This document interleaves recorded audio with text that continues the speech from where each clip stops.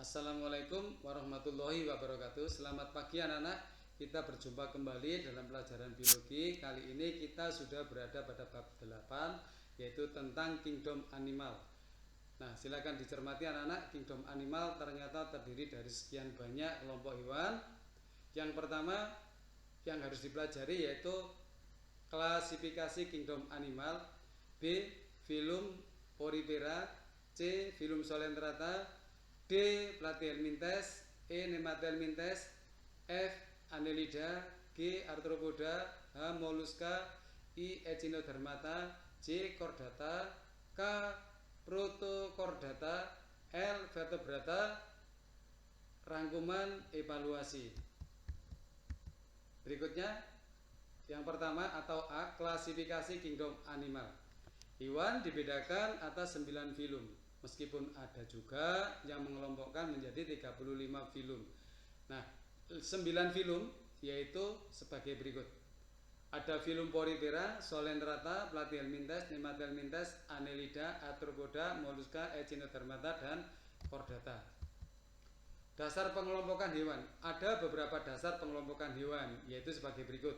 Ada yang menggunakan bentuk simetri tubuh. Yang kedua, bentuk lapisan benih. Yang ketiga, rongga. Yang keempat, tulang belakang. Yang pertama, bentuk simetri tubuh. Ada asimetri. Tubuh hewan tidak dapat dibagi menjadi dua bagian yang sama. Contohnya siput. Silakan dilihat. Berikutnya, simetri. Yaitu tubuh hewan dapat dibagi menjadi dua bagian yang sama. Dapat berupa simetri bilateral atau simetri radial. Silakan dilihat gambarnya yang bilateral dan radial. Yang kedua, lapisan benih merupakan lapisan sel primer yang mengalami diferensiasi pada masa embrio dan kelak akan membentuk jaringan dan organ. Berdasarkan lapisan benih tersebut dikenal hewan diploblastik dan hewan triploblastik. Hewan diploblastik jika memiliki dua lapisan benih yang terdiri dari ektoderm dan endoderm. Anggotanya meliputi filum Porifera dan Coelenterata. Hewan triploblastik jika memiliki tiga lapisan benih yang terdiri dari lapisan ektoderm, mesoderm, endoderm. Anggotanya meliputi 7 filum lainnya. Silakan dicermati bagian-bagiannya. Yang ketiga, rongga atau selom merupakan rongga tertutup yang berisi bagian organ tubuh hewan multiseluler. Berdasarkan ada tidaknya rongga tersebut dikenal hewan acelomata dan hewan celomata. Nah, hewan acelomata anggotanya Porifera, Coelenterata, dan Platyhelminthes. Celomata dibedakan menjadi dua. Ada Celomata semu atau Pseudocelomata, anggotanya adalah Nemathelminthes, dan Celomata sejati, anggotanya Annelida, Arthropoda, Mollusca, Echinodermata, dan Chordata. Silakan dilihat. Yang keempat, pengelompokan berdasarkan tulang belakang. Berdasarkan ada tidaknya ruas tulang belakang, hewan dikelompokkan menjadi invertebrata atau hewan yang tidak memiliki tulang belakang dan hewan vertebrata yang memiliki tulang belakang. Silakan dilihat skema pengelompokannya. B. Filum Porifera merupakan hewan paling sederhana atau primitif di antara hewan multiseluler. Disebut juga hewan spons. Dalam hal ini kita akan membahas tentang yang pertama karakteristik, yang kedua klasifikasi, yang ketiga adalah pengelompokan atau peran. Yang pertama, karakteristik atau ciri-ciri Porifera. Nah, umumnya hidup di laut. Hanya beberapa jenis hidup di air tawar. Tubuh terdiri atas koloni sel atau umumnya asimetri. Tubuh berpori, bagiannya ostea. Nah, di situ ada yang lainnya, osteum. Tidak memiliki organ respirasi, ekskresi, dan saraf. Kerangka tubuh dibentuk oleh zat kapur atau spikula bersilika. Bersifat sesil atau statis. Yang kedua, klasifikasi atau pengelompokan Porifera. Filum porifera bisa dibedakan menjadi 3 kelas, yaitu A. Ada kalkarya, kerangka tubuhnya terdiri atas bahan CaCO3 atau kalsium karbonat. Nah, silakan dilihat anggotanya, salah satunya sikon. Yang kedua atau B. Hexatinilida, kerangka tubuhnya terdiri dari bahan silika dan memiliki spikula berduri 6. Anggotanya silakan dilihat Euplectella. Yang ketiga atau C. Demospongia, kerangka tubuh dari bahan spongia atau bahan silika. Contohnya silakan dilihat, yaitu spongilia. Yang ketiga yaitu peran porifera, berguna sebagai alat pembersih untuk perlengkapan mandi serta alat gosok lantai, meja, dan fornitur. C. Filum solenterata, merupakan hewan berunggak seperti usus dengan sebuah bukaan untuk makan atau membuang kotoran dan memiliki sel penyengat. Dalam hal ini kita akan membahas tentang karakteristik, klasifikasi, dan peran. Ciri solenterata, umumnya hidup di laut, hanya beberapa jenis hidup di air tawar.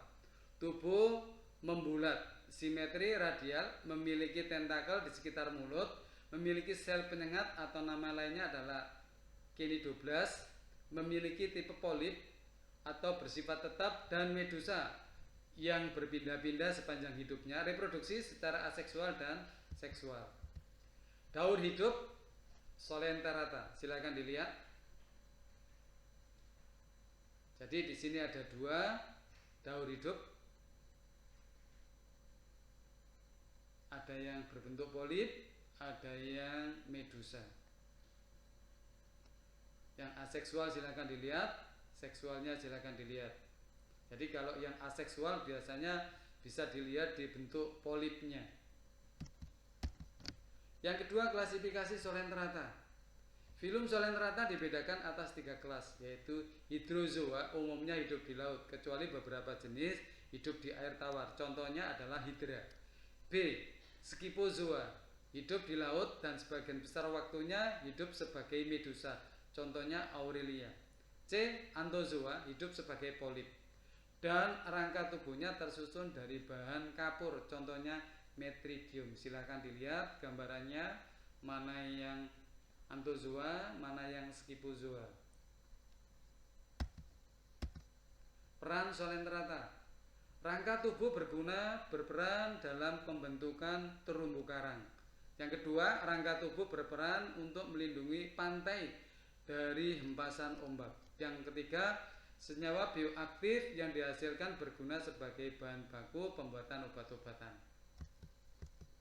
D. Filum Platyhelminthes, merupakan kelompok hewan cacing pipi atau plat yang memiliki arti pipi. Helminthes berarti cacing. Dalam hal ini kita akan membahas tentang karakter, klasifikasi, dan peran. Yang pertama, karakteristik Platyhelminthes. Tubuh memiliki 3 lapisan. Pertama, yang paling sederhana, umumnya hidup sebagai parasit. Tubuhnya pipi, simetrinya bilateral, tidak memiliki segmen dan selom, tidak memiliki sistem respirasi, peredaran darah, dan sistem rangka. Umumnya bersifat hermaprodit atau berkelamin ganda. Klasifikasi Platyhelminthes. Platyhelminthes bisa dibedakan atas 3 kelas, yaitu Turbellaria, memiliki bulu getar, contohnya itu anak-anak. B. Trematoda, bersifat parasit dan memiliki alat hisap atau disebut cacing hisap, atau contohnya adalah Fasciola dan Schistosoma. C. Cestoda, berbentuk seperti pita sehingga disebut cacing pita, bersifat parasit pada usus hewan-hewan vertebrata atau vertebrata dan memiliki banyak proglotit atau segmen. Contohnya adalah Taenia. Silakan dilihat, Planaria dan Fasciola. Peran Platyhelminthes. Kehadiran cacing pipi umumnya merugikan karena bersifat parasit. Kelompok hewan ini sering menyebabkan kerusakan pada organ dalam inangnya. Nah, anak-anak, pertemuan pagi ini saya akhiri sekian dulu. Saya mengucapkan terima kasih karena sudah ikut belajar bersama, dan semoga bermanfaat.